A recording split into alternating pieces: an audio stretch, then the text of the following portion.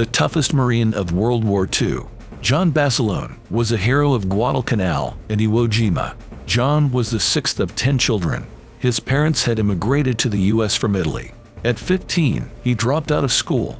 He briefly worked as a caddy at a local country club.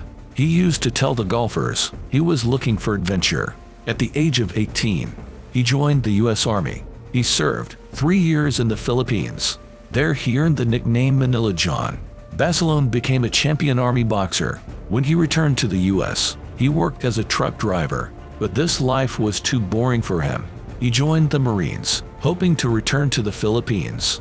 Shortly afterwards, the U.S. entered World War II. Basilone received training at Guantanamo Bay. In September 1942, he was sent to Guadalcanal.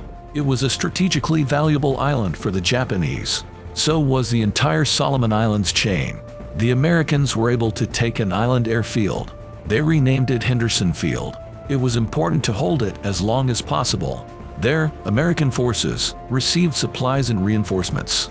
They needed to maintain their presence in the Solomon Islands. In October, Basilone commanded 2 sections of machine guns.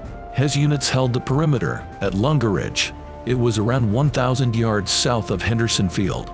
3,000 Japanese soldiers charged the hill. They focused their attack on John Basilone's unit. One of the Americans' machine guns jammed. This would have opened up a hole in the line. Basilone carried 90 pounds of weaponry and ammunition. He ran a distance of 200 yards through enemy fire. He supplied ammunition and cleared gun jams. At one point, Basilone lost his gloves. He burned his hands and arms. Operating a machine gun, he had it on the go for 3 days and nights. He eliminated an entire wave of Japanese soldiers. Only Basilone and 2 other Marines were left alive, but they had been able to hold their perimeter. Basilone received a Congressional Medal of Honor. He said, "Only part of this medal belongs to me. Pieces of it belong to the boys who are still on Guadalcanal. It was rough as hell down there." He raised $1.4 million in war bonds. The Marines offered to make him an officer in Washington, D.C., but he refused, saying he was a plain soldier. Basilone signed up for combat duty once more.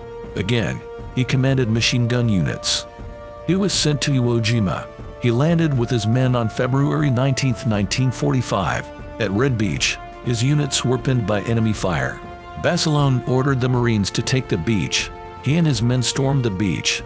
He single-handedly destroyed a reinforced Japanese position. His unit secured an airfield that same day. Shortly afterward, a mortar round exploded. It killed Basilone, along with 4 other Marines. He was just 27 years old. Basilone was posthumously awarded the Navy Cross. He was buried at Virginia's Arlington National Cemetery. 2 U.S. Navy ships were named after him. Basilone Day is celebrated in his hometown of Raritan. It takes place in late September every year. A life-size bronze statue of him was erected in Raritan. Several buildings there bear his name.